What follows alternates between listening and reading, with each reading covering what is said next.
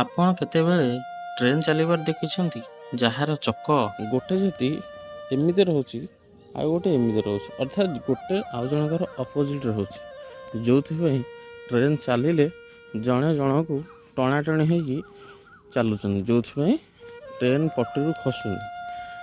ସେହିପରି ଆମ ଇଲେକ୍ଟ୍ରିକ୍ ଯେଉଁ ପ୍ଲଗ୍ ଆମେ ଦେଉଛେ, ଯେଉଁଥିରେ ଆମେ ଫ୍ୟାନ୍ ଚଲାଉଛେ କି କ'ଣ କରୁଛେ, ସେଥିରେ ଗୋଟେ ସାଇଡ଼୍ ଯଦି ପଜିଟିଭ୍ ରହୁଛି ଆଉ ଗୋଟେ ସାଇଡ଼୍ ନେଗେଟିଭ୍, ଅର୍ଥାତ୍ ଦୁଇ ଜଣ ପରସ୍ପରକୁ ଟାଣି ହେଇକି ଚାଲନ୍ତି, ଯେଉଁଥିରେ ଏମାନେ ଠିକ୍ରେ ଚାଲନ୍ତି। ସେହିପରି କହିବାର ମାନେ ହେଉଛି ସ୍ୱାମୀ ସ୍ତ୍ରୀର ସମ୍ପର୍କଟା ମଧ୍ୟ ହେଉଛି ସେଇଆ।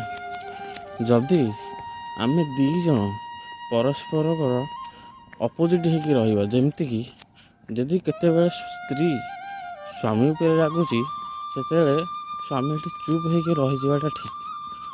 ଯଦି